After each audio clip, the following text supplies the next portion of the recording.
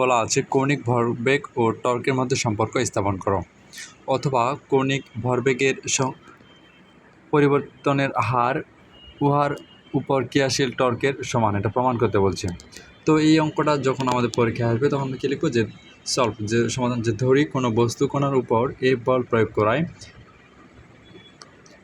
ভরবেগের পরিবর্তন ডিপি হলে নিউটনের দ্বিতীয় সূত্র হতে পাই এফ ইকুয়াল টু যে ডিপি বাই ডিটি,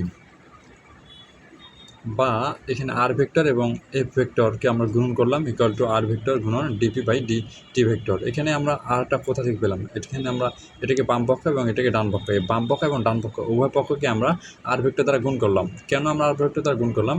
কারণ আমরা জানি যে টর্ক ইকুয়াল টু এফ গুণন আর, তাই আমরা এখানে এফের সাথে আর নিয়ে আসার জন্য আর ভেক্টর দ্বারা গুণ করলাম। যেহেতু আর ভেক্টর গুণন F vector equal two torque, এই যে একটু বললাম যে টর্ক ইকুয়াল টু এফ গুণন আর, অতএব torque equal to R vector গুণন ডিপি ভেক্টর বাই ডিটি, এটাকে আমরা দিলাম 1 নং সমীকরণ। এভাবে আমরা কৌণিক ভরবেগের সংজ্ঞা হতে পাই যে L vector equal to R vector গুণন পি ভেক্টর। উভয় পক্ষকে টি এর সাপেক্ষে অন্তরীকরণ করে পাই DL vector by DT vector equal to DR vector by DT. এখানে দেখুন যেটা বাদ, এখানে শুধু ডি হবে, ডিটা বাদ। এখানে এখন আমরা কী করবো, যে আর ভেক্টর গুণ পি ভেক্টর, এখানে আমরা এই আর ভেক্টরকে গুণ করবো। তো এখানে তো ডিএল বাই ডিটি যা আছে, এখানে আমরা ডিআর গুণ করলাম ডিআর ভেক্টর বাই ডিটি নিচে যা আছে গুণন।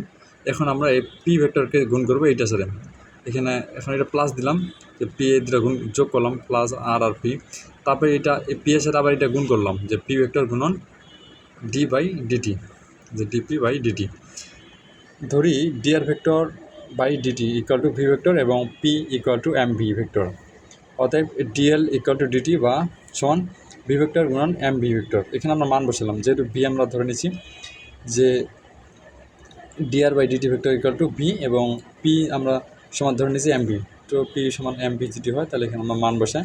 এখন আমরা এটাকে ক্যালকুলেশন করি, যেহেতু ভি ইকুয়াল ভি আর ভি যদি গুণ করি তাহলে কিন্তু 0 হয়, কারণ আমরা সূত্র হতে পাই এই যেমন ভি ভেক্টর আর ভি ভেক্টর গুণ করলে 0 হয়। তো এইখানকার এই ভি